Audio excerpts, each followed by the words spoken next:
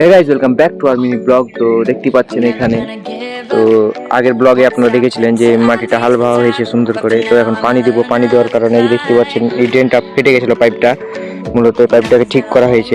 দেখতে পাচ্ছেন এখানে একটা আউটলিটার, তো এই আউটলিটার থেকে ওই আউটলিটার পর্যন্ত একটা সোজা দড়ি দিব। তো ওই যে দড়ির জন্য এখানে একটা প্যারাসুটের বান্ডিল আর একটা বাঁশের দুইটা খুঁটা দেখতে পাচ্ছেন। এই খুঁটা দুইটা স্ট্রেট ভাবে লাগিয়ে নেবো যাতে এইখানে আর পাইপে পরবর্তীতে তার কোনো ক্ষতি না হয়।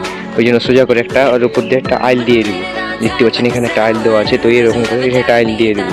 তো গাইস দেখতে পাচ্ছেন এখানে একটা খুঁটা পুঁতা হয়ে গেল। এখন প্যারাসুটটা কিছুটা বের করে নিতে হবে, বের করার পর এখানে একটা বেঁধে দিতে হবে। তো গাইস দেখতে পাচ্ছেন এখানে প্যারাসুটটা বাঁধা হয়ে গেল। তো এইভাবে করে ওই দিকে একটা বাঁধতে হবে এই আউটলিটার পর্যন্ত।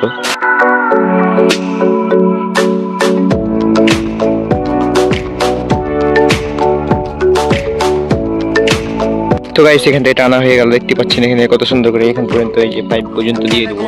তো এখানে একটা খুঁটি পুঁততে হবে এখন। তো গাইস দেখতে পাচ্ছেন প্যারাসুট কিন্তু এখান থেকে বাঁধা হয়ে গেছে। তো এখন এই আউটলেটার পর্যন্ত কিন্তু বাঁধা হয়ে গেছে। তো এখন এই পর্যন্ত একটা আইল দিব। তো এইভাবে করে দিতে হবে।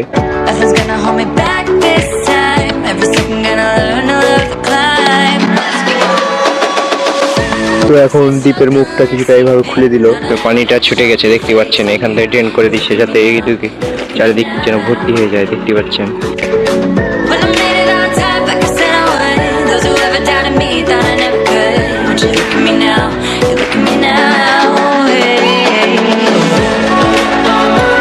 তো চারিদিকে কম বেশি কিন্তু পানিটা দেওয়া হয়ে গেল। তো এখানে একটা গর্ত আছে, গর্তের পানি দেখুন কত সুন্দর, একবারই মনে হচ্ছে যে সমুদ্রের পানি এরকম নীল হয়ে আছে।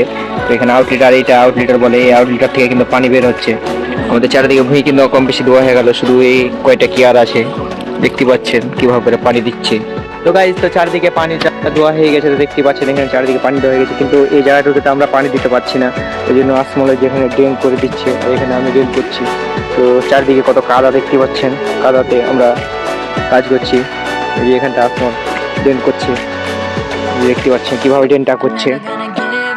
এই ড্রেনটা করার কারণ হচ্ছে এখান থেকে পানিটা এইদিকে যাইতে পারে, দেখতে পাচ্ছেন এখানে কিন্তু পানি যায়নি, চারিদিকে কিন্তু পানি চলে গেছে। তো গাইস আমাদের পানি দেওয়া হয়ে গেছে, তো আমরা এখন বাড়ি চলে যাবো। ভিডিওটা যদি ভালো লাগে অবশ্যই চ্যানেলটাকে সাবস্ক্রাইব আর পেজটাকে ফলো করে দিবে আর ভিডিওটা শেয়ার করে